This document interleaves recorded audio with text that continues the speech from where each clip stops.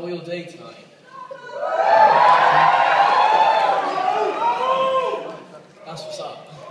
I'm going to start by telling you a few stories, but before I do that, I want to address the obvious issue in the room. Now, a lot of you are probably wondering what would drive an intelligent, articulate, well-educated person such as myself towards stand-up comedy.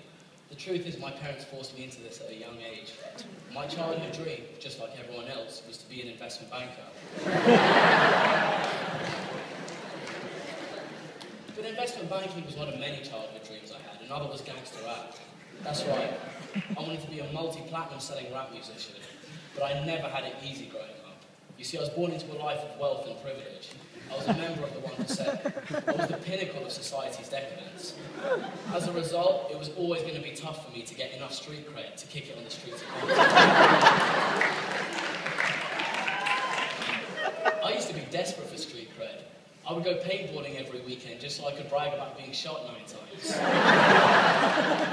Truth is, I get shot a lot more than 9 times because I was slow, but that's another story. But anyway, I stumbled into this world of investment banking and high finance, and the truth is it turned out to be a great platform for me to address my interest in lyrical gangbang and hip-hop.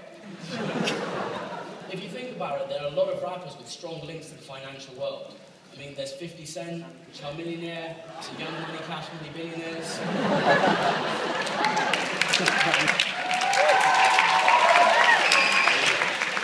So me and a few friends from the industry, we got together and we set up our own rap group.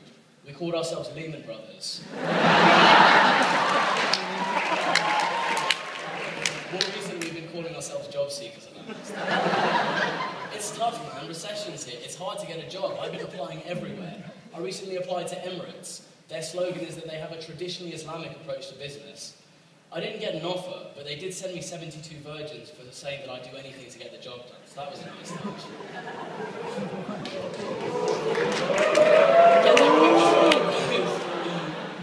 But I can't afford to upkeep 72 virgins, man. I'm poor. I'm dead broke.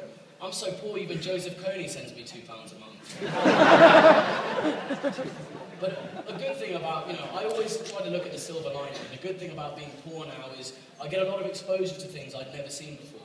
As you can probably guess, I'm a very popular and likeable person, so I get invited to a lot of cool places. I was invited to Occupy Wall Street and recently to Occupy Beijing, the chapter going over on in China. That was a real eye-opening experience because I got a lot of admiration and appreciation for the plight of Chinese protesters, particularly for their perseverance and their tenacity. I mean, let's face it, it's not like Chinese protests usually go to plan. Anyway. Sorry, I thought this was an LSE crowd, not a King's crowd. Okay.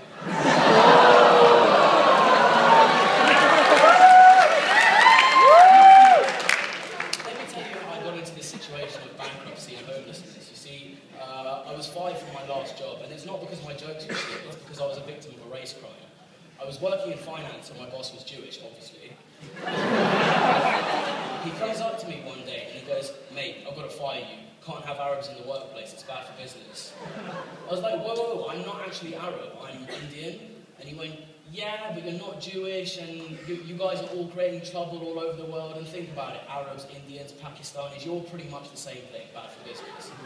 I was like, come on, you can't make such a racially charged statement, especially after the Jews, your people have been creating trouble for years, starting off by sinking the Titanic. Because it never sank the Titanic, it hit an iceberg. I said, "Yeah, I know, iceberg, Goldenberg, Steinberg, these are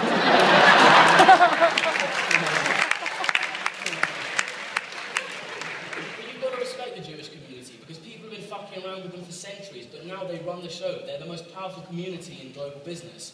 But one thing is they've really reduced job security and a lot of the roles and professions I think I'm particularly interested in and well suited to. Whether it's banking or being the Chelsea manager or even being the son of God. Anyway, it was Valentine's Day recently. Anyone have any interesting Valentine's Day plans? Yeah, you're all as desperate as you look, that's fine. You're definitely single, am I? Yeah, it's always weird performing around Valentine's Day because there are always so many desperate girls around, which is, such a shame. But I did a show on Valentine's Day itself, and a girl came up to me and started throwing herself at me towards the end of the show.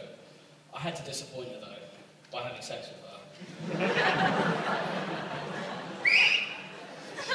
Right, darling? But more recently, I've decided I'm going to give up on Indian girls, man. They're so high maintenance, they're so difficult to manage. And I think one of the reasons is maybe Indian guys don't really have good game. Like, we're not as good with girls as we are with numbers. And, I was thinking about it, it might be something to do with alcohol. I mean, if you give a white guy a few drinks, what's he like? He's like, oh, Dave, I love you, you're my best friend, mate, I love you. But what happens when you give an Indian guy a few drinks? He's like, hey, bruv, I got a sick idea. Let's go fight some Tamil people, innit?